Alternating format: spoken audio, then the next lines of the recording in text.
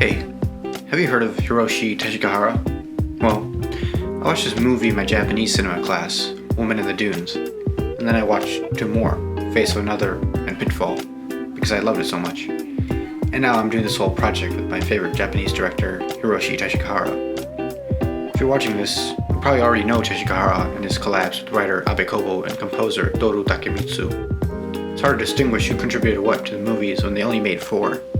What's my ranking? Well, this. Too lazy to reorder them. And I haven't watched Man Without a Map, so it doesn't exist for this video. Nevertheless, let's get started with this analysis.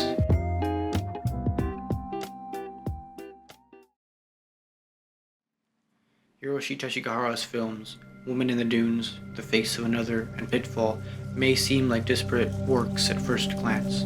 Each offers a distinct narrative, yet all share thematic and stylistic similarities that invite us to explore the deeper questions about identity, alienation, and the human condition. These films, though set in different contexts, are united by a focus on the individual's struggle within an indifferent or even hostile world. Today, we'll dive into how Teshigahara's films address the complexities of selfhood, isolation, and the absurdity of existence, all while employing a striking visual style that heightens these themes.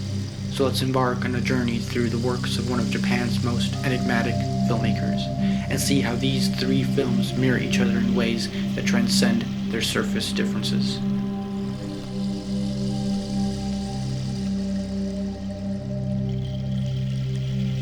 At the heart of Woman in the Dunes, The Face of Another, and Pitfall lies a profound exploration of identity and transformation.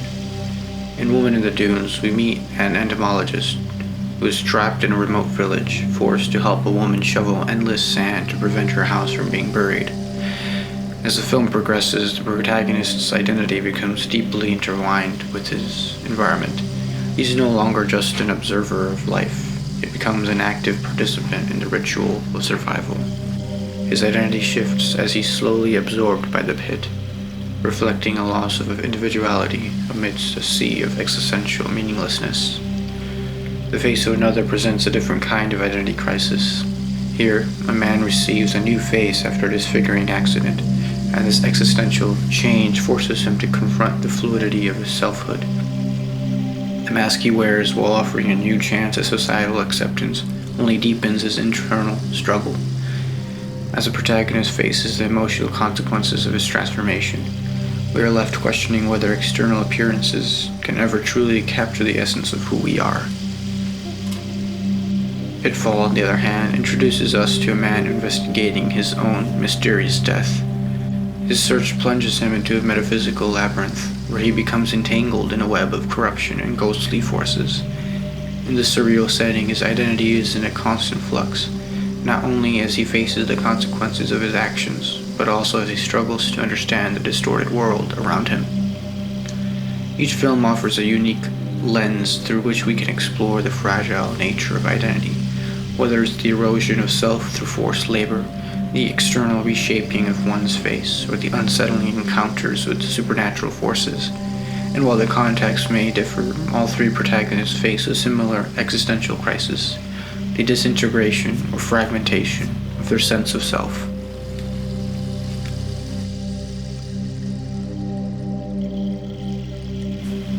Isolation is another recurring theme that binds these films. In Woman in the Dunes, isolation is both physical and psychological. The entomologist is trapped in a desolate village, unable to escape the dunes that relentlessly encroach him. The woman's companionship, though genuine, becomes another form of confinement, as both characters are bound to the same grim fate. This isolation goes beyond the literal, it is a trap that binds the mind as much as the body. In The Face of Another, the protagonist's new face leads to a deep sense of alienation. His transformation separates him from his former self, but it also distances him from society, as he is rejected by those who once knew him. His identity, in essence, becomes a mask, one that he cannot remove without further deepening his solitude. In Pitfall, isolation is not only physical but also metaphysical. The protagonist's search for truth in a morally decaying society leads him into an otherworldly realm, where the boundaries between reality and the supernatural are blurred. This isolation is not just about being alone, it's about being cut off from any sense of resolution or redemption. In these films, isolation takes many forms, whether it's being trapped in a physical space, alienated from society by a new identity, or drawn into a ghostly, disorienting world. But in each case, isolation leads to a deeper understanding of the human condition, revealing the ways in which our identities are shaped by forces beyond our control. Now let's talk about the philosophical undercurrent that runs through each of these films: existentialism and the absurd. In Woman in the Dunes, the protagonist's futile struggle against the relentless sand feels almost absurd. Despite his best efforts, he is slowly consumed by an indifferent universe. The sand becomes a metaphor for existential despair, the relentless grind of time, nature, and fate that renders human effort meaningless. The entomologist's predicament is one of absurdity, trapped in a world where no meaning can be found. Similarly, The Face of Another explores the absurdity of selfhood. The protagonist's physical transformation brings him no closer to happiness or fulfillment.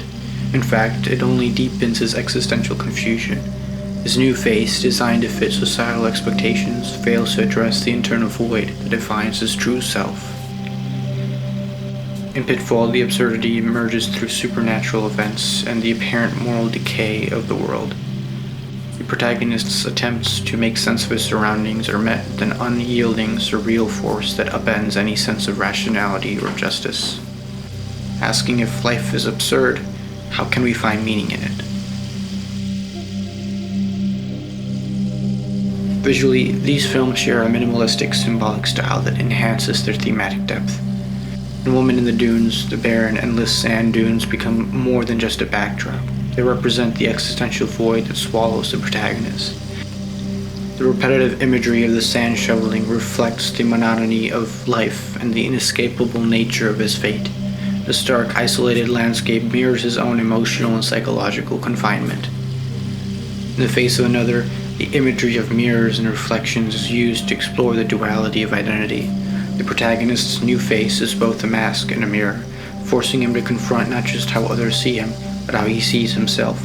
The film's stark contrasts between light and shadow heighten the tension between internal and external realities. Pitfall blends realism with surrealism, using documentary-style shots alongside dreamlike sequences. The film's noir aesthetic, with its stark lighting and oppressive atmosphere, creates a haunting world where the line between reality and the supernatural becomes increasingly blurred.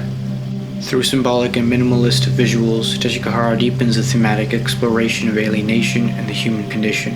Each frame speaks to the emotional and psychological states of the characters, adding a layer of meaning that resonates beyond the narrative. Finally, Teshigahara's films offer a pointed critique of society, revealing how societal structures and expectations contribute to the alienation of the individual. In Woman in the Dunes, the protagonist's forced participation in the sand-digging ritual symbolizes the dehumanizing effect of modern society. The entomologist, once a detached observer, is now trapped in a monotonous, exploitative system, much like the way society often traps individuals in roles that strip away their individuality. In The Face of Another, society's superficiality is laid bare. The protagonist's new face, while providing him with a new social identity, only reinforces the notion that we are often judged based on appearances rather than the truth of who we are inside. Pitfall critiques post-war Japan's societal decay, particularly the alienation of the working class. The supernatural elements serve as a metaphor for the moral and spiritual disintegration that Teshigahara saw in the country's post-war reconstruction. In all three films, Teshigahara critiques the alienating effects of societal expectations, whether through exploitation, superficiality, or moral decay. These films ask us to reconsider the systems that shape our identities and how they contribute to our sense of isolation.